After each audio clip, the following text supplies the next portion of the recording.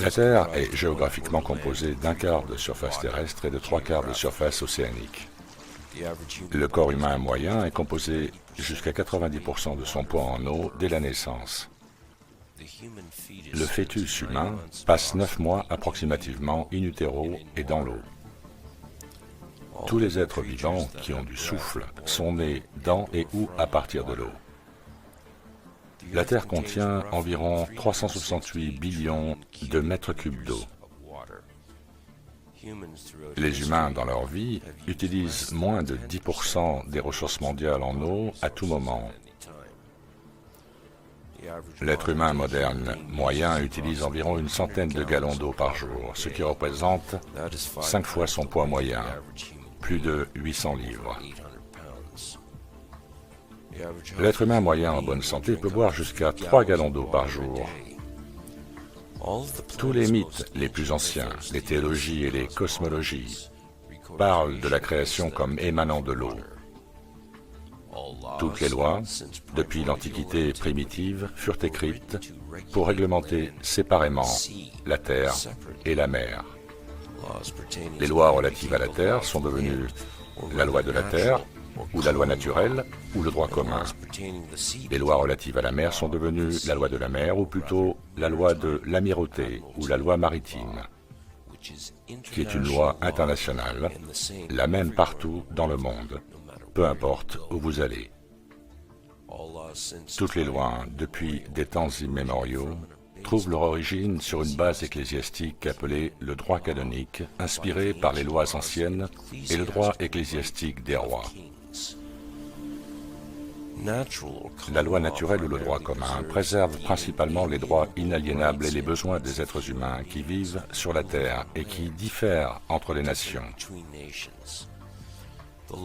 La loi de la mer, ou le droit maritime, ou loi de l'amirauté maritime, accorde principalement le droit légal à mener des activités de banque d'affaires, de corporation, de commerce international. Constatant qu'un être vivant ne peut pas vivre sur ou dans l'eau pour une période de temps prolongée, et que les océans ont été utilisés depuis l'Antiquité principalement pour voyager, la réglementation de la mer pour le trafic maritime marchand et le commerce par le droit est devenue nécessaire aux marchands des nations pour faire des affaires au niveau international. La loi de la mer, le droit de l'amirauté maritime, est universel et transcende toutes les frontières et les lois légalement. Ce qui est légal n'est pas nécessairement licite. La loi naturelle ou le droit commun du pays, qui préserve les droits et les libertés des personnes vivantes, est licite. Le droit de l'amirauté ou l'UCC, Universal Commercial Code, est légal et légalise le vol et le meurtre. Dans la Rome antique, une loi de Maxime romaine stipulait que celui qui sera trompé, qu'il soit trompé, ce qui signifie que la responsabilité de la tromperie est sur celui qui est trompé par celle-ci. En clair, si vous êtes tombé dans le panneau, ou plus communément dit, si vous avez mordu à l'hameçon, c'est votre problème. À l'insu de tous, le droit de l'amirauté, ou le droit international de la haute mer, est arrivé sur la terre ferme, comme une inondation, et fait, depuis ce temps, de chaque homme, femme et enfant, des êtres morts dans l'eau. Le mot maritime vient du langage proto-italique de mots comme mer, mare, marée et mari, qui tous signifient l'eau. Ces mots proto-italiques se retrouvent dans des mots comme commerce, marchand, maritime, mariage. L'eau qui coule via les courants dans les rivières est dirigée par leurs berges ou banques, banks en anglais. L'eau qui coule dans le monde du droit de l'amirauté maritime est l'argent, parce que l'argent représente l'eau. L'argent est currency, c'est liquide, comme dans liquidité. Money, ou mon œil, mono-eye, mono-œil, ou simplement un œil,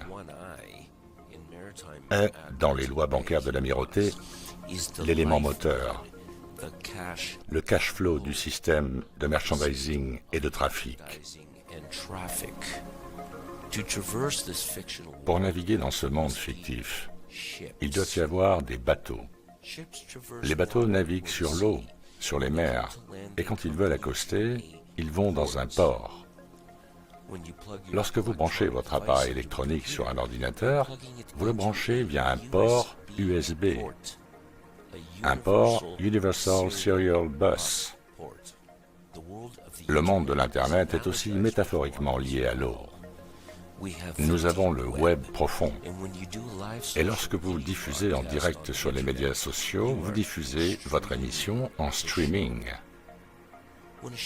Lorsque le navire s'arrête dans un port, il passe par un canal pour arriver au quai, à l'endroit où le navire est attaché.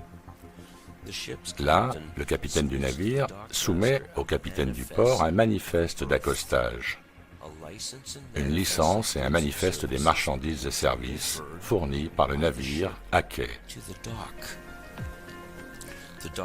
Le capitaine du port signe alors le manifeste affirmant que la cargaison est maintenant propriété de la circonscription, ce qui inclut le bétail. Tous les navires sont déclinés au féminin. La femme est un navire. L'homme est le fabricant. Un homme délivre son sperme dans un vaisseau. La femme, elle porte la cargaison. Le sperme et le travail durent 9 mois, jusqu'à la perte des os, et le sperme, dans la cale, emprunte le canal de naissance jusqu'au port d'entrée, la salle d'accouchement. Selon le Black's Law Dictionary, l'hôpital était aussi une banque et une église. La femme ici a injecté un nouvel élément dans le stock de produits de l'amirauté maritime, dans la cargaison, le bétail. Un médecin détachera le navire de sa cargaison en faisant ainsi un produit, en coupant le cordon ombilical du navire ou du vaisseau et signera un acte de naissance, un manifeste de naissance, avec l'apposition d'un cachet sur la cargaison, une empreinte de pied ou une empreinte digitale dont l'encre représente le sang. Et après que les informateurs, qui sont vos parents, ont signé le manifeste, ce qui est clairement désigné sur le certificat lui-même, ceux-ci, les informateurs donc, informent le médecin que la cargaison, que le stock est maintenant livré et peut être réclamé par signature. Le médecin signe le certificat, ce qui fait de vous maintenant un disparu en mer, une commodité, une propriété, un stock de marchandises sous forme de cargaison, un produit non réclamé. Vous êtes maintenant légalement mort dans l'eau et votre nom apparaît en lettres majuscules sur tout autre document juridique. Et comme je l'ai dit, légal n'est pas nécessairement licite. Le mot capital, capitole, vient du latin caput, qui signifie crâne, et du mot El, qui est le nom d'après l'hébreu phénicien du dieu romain Saturne, que l'on peut trouver dans la Bible. Avec Capitole, nous avons la colline du Capitole, Golgotha. La colline du Capitole est à Washington, D.C. César, dans l'Antiquité, a régné depuis une colline, tout comme les présidents, monarques et papes gouvernent depuis une colline. Un gangster peut tirer dans la tête de quelqu'un et dire « je l'ai capé », un euphémisme pour une balle ayant causé la mort à la tête. Le mot capitaine vient du mot capitole, qui signifie argent, money, Moinai, qui équivaut à l'eau, the current sea, la mer actuelle. Toutes les entreprises sont fictives. Elles existent sur le papier comme un vaisseau de corps mort, tout comme votre nom en majuscule sur un certificat de naissance. La Constitution des États-Unis fut créée en 1776. Mais la Constitution de l'incorporation de la Société des États-Unis fut établie en 1871. La Corporation des États-Unis fut enregistrée dans le Delaware, Maryland, en 1871 et est devenue les US Inc. Tous les citoyens de l'US Inc. ont une licence pour travailler pour l'US Inc. Ils sont des employés. Toutes les sociétés doivent avoir trois choses: un président, un vice-président et un secrétaire du Trésor. Tout dans le monde de la loi marchande et du droit bancaire s'articule autour des navires, car les navires sont transportés par l'eau, qui est la mer actuelle, the current sea, sur laquelle toutes les entreprises sont des navires. Si vous voulez avoir une voiture, vous devez obtenir un navire propriétaire. Si vous voulez être citoyen d'une nation ou d'un pays, vous devez obtenir un navire citoyen. Si vous vous engagez dans des affaires avec quelqu'un, vous devez obtenir un navire partenaire. Si vous voulez apprendre à commercer, vous devez obtenir un navire d'apprentissage. Vous voulez être diplômé, vous devez obtenir un navire bourse d'études. Vous voulez acquérir une nouvelle voiture, vous allez voir le navire concessionnaire. Si vous vous déplacez en voiture, vous pouvez entrer dans un navire communal avant de prendre le ferry. Lorsqu'un homme et une femme se marient, et ce mot lui-même invoque la loi maritime, ils concluent un contrat d'entreprise et obtiennent une licence de mariage pour exercer une activité en tant que navire partenaire. Si vous allez dans une église qui est aussi une banque selon la loi noire, vous vous rendez dans un navire culte. Tout n'est que vaisseau. Un navire fictif créé à partir de rien sur du papier flottant dans l'océan des lois des banques commerciales d'entreprise des pirates de la haute mer. Une personne, selon le dictionnaire de la loi noire, est un monstre. Selon le droit canonique, Goyim, traduit de l'hébraïque des nations du Danube, signifie bétail scellé, animal, bête inhumaine. Selon des sources rabbiniques qui font autorité en matière ecclésiastique ou canonique, droit qui comprend des préceptes talmudiques. Les goïms n'ont aucun droit. Les lois de l'amirauté s'appliquent à l'autorité du capitaine, qui est l'amiral du navire. Le capitaine, ou plutôt l'amiral, qui a un pouvoir absolu sur le contrôle du navire, peut établir les règles au fur et à mesure. Le mot admiral vient du mot admire, admirer, et du nom romain hébraïque phénicien de la divinité Saturne, El. Partout où il y a une couronne, vous feriez mieux de l'admirer, d'avoir de l'admiration pour le roi, qui est le capitaine, le commandant en chef. Sinon, en droit commun, il n'existe pas de crime sans victime, et une victime reçoit une indemnisation et la réparation des dommages. À bord d'un navire, le capitaine peut commettre des actes criminels, n'importe lesquels, et peut imposer n'importe quelle sanction. Si vous avez une maison et que vous voulez la vendre, vous allez mettre un panneau « For sale ». C'est comme mettre une voile sur un navire qui met le cap sur un autre port lorsqu'elle est vendue. Lorsque vous envoyez un colis quelque part à l'étranger, vous l'expédiez, shipping en anglais, même s'il est plus probable qu'il voyage par la terre. Si vous perdez votre maison, il est dit que votre maison est sous l'eau. Si vous avez des ennuis avec le fisc ou si vous êtes jeté en prison, il est dit que vous êtes en eau trouble. Et quelqu'un doit venir vous tirer d'affaire, bail you out. Un navire s'arrête dans un port et s'amarre sur le quai, dock en anglais. Lorsque vous vous adressez à un tribunal, votre affaire est placée dans un registre appelé docket. Tous les tribunaux terrestres sont judiciaires. Ce sont des cours de justice opérant sous un mélange de droit commun romain et de droit maritime de l'amirauté sous couronne. Ce sont des navires amarrés sur terre. Ceci est conforme à la loi sur le pouvoir judiciaire de 1789 adoptée par le Congrès qui a fait de tous les tribunaux de district des tribunaux de l'amirauté sous juridiction maritime. Les États-Unis d'Amérique et les États-Unis sont deux entités différentes. L'une est une société, l'autre, les employés de celle-ci. Les États-Unis d'Amérique n'ont jamais gagné leur indépendance vis-à-vis de la couronne. Pendant la guerre révolutionnaire, la Charte de Virginie de 1606 accorda aux colons une licence pour s'installer et coloniser l'Amérique par le roi.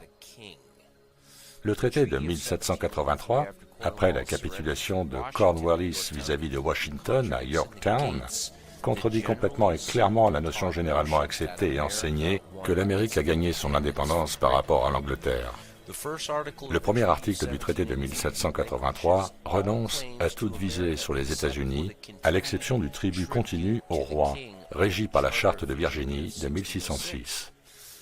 La charte a été invoquée par le roi Jacques Ier, qui vous a donné la Bible du roi Jacques, King James Bible, et dans la section 9 de cette charte, je cite « Par conséquent, nous cédons à nos héritiers et successeurs la 5e partie de tout l'or et de tout l'argent, et la 15e partie de tout le cuivre, donc à obtenir ou à avoir, comme il est dit plus haut, sans autre forme de profit ou de compte à nous rendre ou à nous céder, à nous-mêmes, à nos héritiers et à nos successeurs. » La guerre révolutionnaire se termina en 1781, mais le traité de 1783 a été signé 3 années plus tard, ce qui signifie que la guerre n'était pas finie, encore moins victorieuse.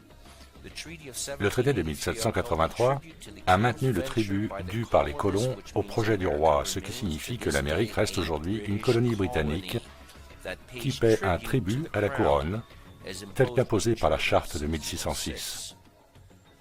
L'Amérique a été conquise. La liberté, ce n'est pas être libre. Un marin sur un navire obtient un peu de liberté quand il est autorisé à prendre un court congé et quitter le navire lorsque celui-ci entre dans un port. Un chien a une liberté en laisse quand on le sort pour une promenade. Un prisonnier obtient la liberté quand il est autorisé à sortir de sa cellule pour entrer dans la cour pendant quelques heures sous la surveillance attentive de snipers. La liberté est une licence. Il s'agit d'un privilège accordé par un dirigeant, un propriétaire, un roi, etc., à l'un de ses sujets. L'Amérique n'a jamais été le pays des libres. C'est le pays de la liberté en laisse, tenu par la couronne. En 1106, tous les arrêts ou règles ont d'abord été mis en œuvre par Éléanore d'Aquitaine, après son retour de la 2e croisade où elle accompagnait son mari, le roi Louis VII. Ces derniers étaient des lois codifiées par l'amirauté maritime, qui étaient censées protéger les successions et titres des croisés alors qu'ils menaient leur croisade. Ces lois étaient basées sur le droit maritime grec de Rhodes, 900 avant Jésus-Christ, appelé Lex Rhodia. Il s'inspirait à son tour de lois maritimes codifiées de manière ecclésiastique par les Phéniciens qui créèrent leur empire maritime marchand en 1586, empire qui dura 1000 ans. En 1666, un gigantesque incendie se déclara à Londres alors que la peste noire faisait des ravages en Europe. Certains historiens pensent que le feu fut déclenché intentionnellement à partir de Pudding Lane pour se débarrasser des bidonvilles et faire place à ce qui sera finalement la City de Londres. Le Parlement, à huis clos et en secret, invoqua l'acte Sestui qui vit de 1540, promulgué par le roi Henri VIII, retravaillé et instauré par Charles Ier. Sestui qui vit est du vieux français qui signifie en anglais « This killed that life », ceci tue cette vie. Cet acte rendait tous les hommes, femmes et enfants présumés et supposés morts, et une fiducie se met en place. Selon le Black's Law Dictionary, Sestui qui vit veut dire qu'une personne dont la vie est équivalente à la durée du trust représente un contrat d'assurance, un contrat avec l'État. La durée de vie d'un trust est de 7 ans, en vertu de la loi sur la responsabilité limitée. Cet acte est un des plus diaboliques, car il élimine chacun d'entre nous et nous donne 7 ans pour récupérer notre vie. Les incendies de 1666 ont également créé la seule parcelle de terrain sur Terre à ne pas avoir de titre de propriété. Le Golden Mile, la City de Londres, qui est une société ayant son propre drapeau, sa propre constitution, ses propres lois et ses propres forces de défense et de police. Le carré du Golden Mile contient la Banque d'Angleterre, le London Metal Exchange, Fleet Street, le FTSE Stock Exchange, la Monnaie Royale et le tribunal d'Old Bailey. Les États-Unis acheminent chaque année des milliards de dollars à la Banque d'Angleterre en guise de paiement de leur tribut à la couronne. En 1913, la Réserve fédérale fut mise en place, création issue de décisions d'une réunion secrète tenue sur l'île de Jekyll en 1910. Alors que la dette des US Inc., la société des États-Unis, a largement dépassé les réserves d'or estimées, que cette même société des États-Unis considérait comme un étalon pour le dollar, le Federal Reserve Act fut validé la veille de Noël alors que le Congrès était en congé, donnant ainsi le pouvoir à une société étrangère d'imprimer de l'argent fictif et de percevoir les intérêts sur les fonds créés à partir de rien. Une banque ne vous prête pas de l'argent, c'est illégal. Une banque vous accorde un crédit, ce qui est légal, mais pas nécessairement licite. En 1917, la déclaration de Balfour fut introduite, ouvrant ainsi la voie à la création de l'État d'Israël en 1948. La révolution bolchevique éclata en Russie, financée et déclenchée par les banquiers de Wall Street tels que Jacob Schiff et J.P. Morgan. La même année, Woodrow Wilson signa la loi sur les pouvoirs de guerre, stipulant en fait que les États-Unis arrêtaient tout commerce avec l'ennemi, sauf avec ceux qui obtenaient une licence, ce qui excluait les Américains. Les licences furent émises en 1933. Cette année-là, les US étaient dans les conditions de l'article 11 sur les faillites. Le président Roosevelt modifia la loi sur les pouvoirs de guerre de 1917 et déclara tous les citoyens américains comme ennemis de l'État. Il y eut une déclaration d'urgence nationale le 9 mars, comprenant une loi d'urgence plaçant tous les biens et ressources de pouvoir des US entre les mains du président par la loi martiale, ce qui est toujours le cas aujourd'hui. Ceci est renouvelé chaque année par décret. La Réserve fédérale commença à imprimer de la monnaie fiduciaire et l'œil qui voit tout fut placé sur le billet de $1. Tous les hommes, femmes et enfants nés depuis sont arrivés en tant que garantie collatérale vis-à-vis de la dette de la Corporation des États-Unis, en tant qu'esclaves et ennemis de l'État. Le solde de la dette par rapport à la garantie des collatéraux est déterminé par des guerres illégales menées pour le profit, là où la dette opposée à la garantie est équilibrée, ou plutôt là où le troupeau de moutons est tondu. Ce que tout cela signifie, mesdames et messieurs, est que vous êtes tous des esclaves et de la chair à canon pour la nation dans laquelle vous vous trouvez, et que vous vous soumettez aux gouvernants qui les dirigent. Vous avez été transformés en garantie pour les dettes nationales. Tenez compte de ceci lorsque vous entendrez parler de l'effondrement imminent de l'économie. Cela ne devrait pas tarder. Quand les dettes ne peuvent pas être payées, on dit que vous êtes en eau profonde, en eau trouble, et ceux qui s'y trouvent finissent généralement par se noyer. Shylock, selon Shakespeare, a demandé 1 livre de chair pour payer sa facture. Les propriétaires de US Inc. exigent la même chose selon les statuts de l'amirauté maritime dont nous dépendons. Le soleil ne s'est jamais couché sur l'Empire romain, et Rome est tout aussi vivante aujourd'hui qu'elle l'était il y a quelques milliers d'années. Vous n'êtes que des biens possédés et soumis à la couronne, que vous le vouliez ou non. Vous êtes tous considérés comme morts et non réclamés par celle-ci, qui, elle, vous a réclamé et vous a fait esclave. Vous ne pouvez pas et n'avez pas le droit de parler pour vous-même, car les personnes décédées ne le peuvent pas. Et c'est pour ça que vous avez besoin d'un avocat pour parler en votre nom devant un tribunal. Les morts n'ont aucun droit. Tout ceci est basé sur le droit ecclésiastique ou canonique ancien, à la racine et au cœur. Lorsque vous montez à bord d'un navire appelé Église, qui est également considéré comme une banque au titre de l'amirauté maritime, et que vous y adhérez, le titulaire d'une licence et d'un enregistrement de pasteur ou de prêtre doit vous apprendre à rester obéissant au monarque, à la couronne. Parce que celui qui porte la couronne, qui est le monarque, est le chef du navire appelé Église, qu'il est le roi, le seigneur et le capitaine du navire, appelé Église, et le pasteur ou le prêtre est un agent de la couronne. L'amirauté maritime, ou plutôt l'Universal Commercial Code, l'UCC, est la matrice qui, sous nos yeux, gouverne tout, car tout a été transformé en navire sur la mer du commerce des entreprises. Sans leur unique qui est l'argent, qui lui-même représente l'eau, tous les navires disparaissent en mer et ne peuvent donc plus naviguer sur cette matrice fictive qu'ils ont créée de toutes pièces. Il est maintenant grand temps d'organiser une mutinerie universelle.